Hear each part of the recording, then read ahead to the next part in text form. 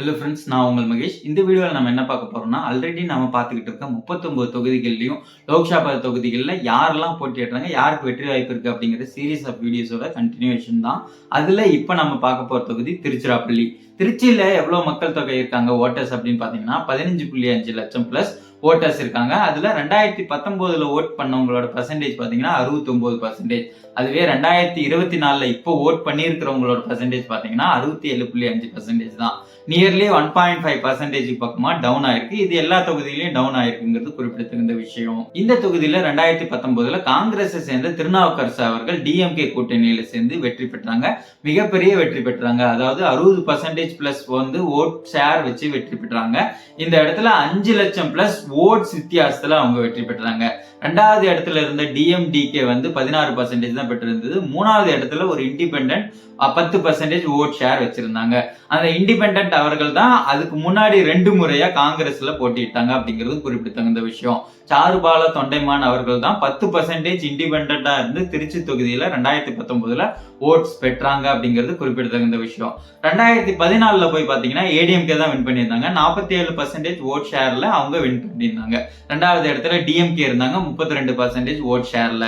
அதே இடத்துல அப்பவும் இந்தியன் நேஷனல் காங்கிரஸ் சார்பா போட்டியிட்ட சாருபால தொண்டைமான் அவர்கள் 5% ஓட் ஷேர் தான் வச்சிருந்தாங்க 2014.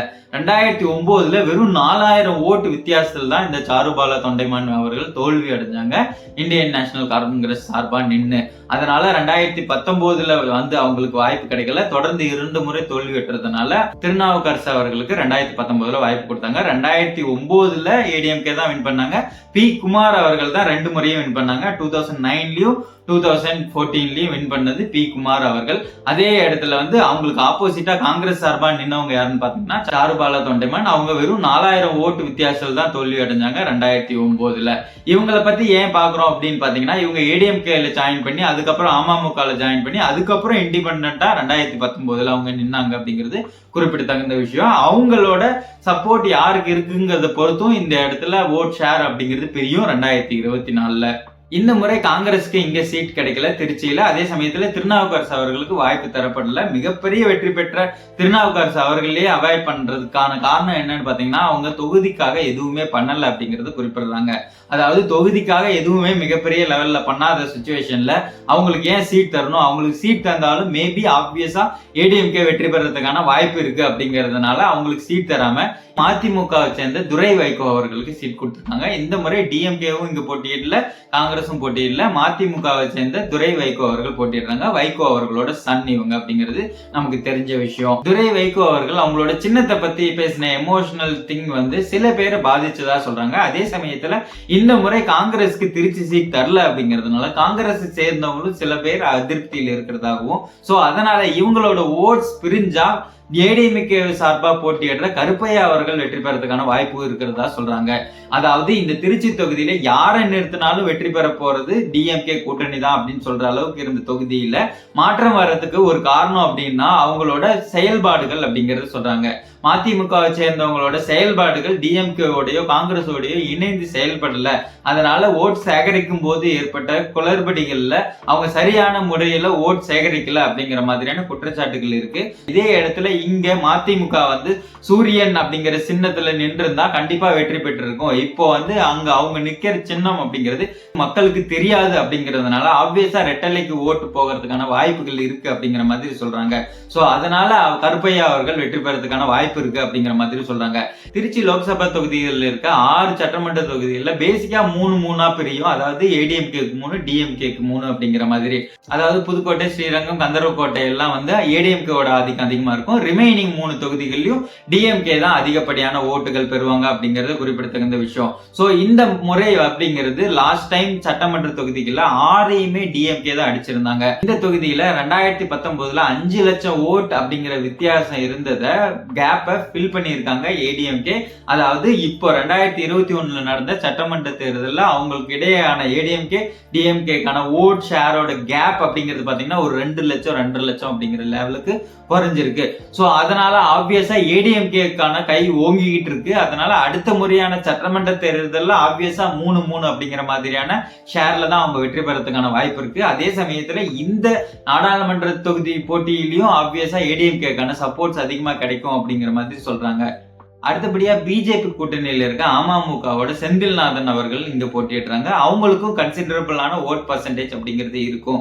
ஆப்வியஸா ஏடிஎம்கே அமமுக வந்து பிரிஞ்சதுனால ஆப்வியஸா ஓட் ஷேர் பிரிஞ்சதுனால தான் ஆப்வியஸா இந்த பர்டிகுலர் தொகுதி டிஎம்கேக்கு சாதகமா போறதுக்கான காரணமா இருந்துச்சு. அவங்க 2 பேரும் இப்பவும் பிரிஞ்சு இருக்கிறதுனால பிஜேபியோட சப்போர்ட்ஸ் அப்படிங்கிறது திருச்சி சிட்டிக்குள்ள கொஞ்சம் அதிகரிச்சு இருக்கிறதுனால ஆப்வியஸா இந்த முறையும் வந்து ஓட்ஸ் பிரியறதுனால துரை வைகோ அவர்கள் வெற்றி பெறதுக்கான வாய்ப்பு அதிகமா இருக்கு அப்படிங்கிற மாதிரி சொல்றாங்க.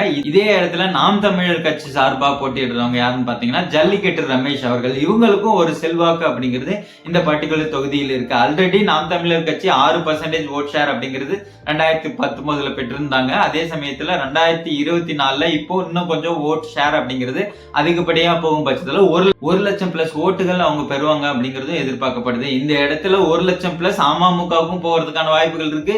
அதே சமயத்துல 1 லட்சம் பிளஸ் நாம் தமிழர் கட்சிக்கு போறதுக்கான வாய்ப்புகளும் இருக்கு. ரிமைனிங் இருக்க ஓட்டர்ஸ் எப்படி பிரியறாங்க அப்படிங்கிறது பொறுத்து இருந்தா பார்க்கணும். அந்த இடத்துல நாம் தமிழர் கட்சியை சேர்ந்த ஜல்லிக்கட்டு ரமேஷ் அவர்கள் ஏகப்பட்ட மக்களுக்கான ஹெல்ப் பண்றதுக்காக ப்ரொடெஸ்ட் அப்படிங்கிறதுல பார்ட்டிசிபேட் பண்ணதுனால அவங்களோட ரீச் அப்படிங்கிறது இந்த பர்டிகுலர் தொகுதியில மிகப்பெரிய லெவல்ல இருக்கு. அதனால அவங்களுக்கான ஓட் ஷேர் அப்படிங்கிறதும் மிகப்பெரிய லெவல்ல வரும் அப்படிங்கறத சொல்றாங்க. அதே சமயத்துல அவர் என்னென்ன குறைபாடுகள் இருக்கு இந்த தொகுதியில, அதாவது டிரைனேஜ் ப்ராப்ளம் இருக்கு, சர்வீஸ் ரோட் ப்ராப்ளம் இருக்கு, பர்ஃபெக்டான ரோட் கனெக்ஷன்ஸ் இல்ல, அதே சமயத்துல தொழில்நுட்பத்துல இம்ப்ரூவ்மெண்ட் ஆன எந்த ஒரு கம்பெனிஸும் இல்ல, ஆல்ரெடி இருக்கிற பெல் போன்ற கம்பெனியை மேம்படுத்துறதுக்கான எந்த ஒரு உதவியுமே பண்ண கிடையாது, கழிவுகளை அகற்றுறதுக்கான எந்த ஒரு சிஸ்டமும் இங்க இல்ல. இந்த விஷயங்கள்லாம் நான் வெற்றி பெற்றா கண்டிப்பா பண்ணுவேன் அப்படிங்கிற மாதிரி சொல்லிக்கிட்டு இருக்காங்க.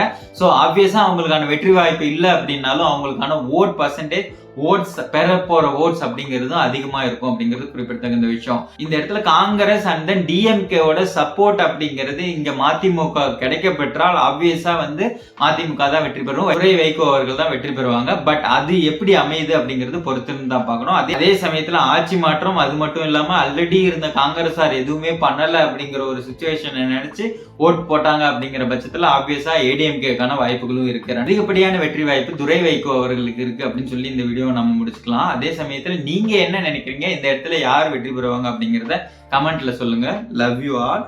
தேங்க்யூ.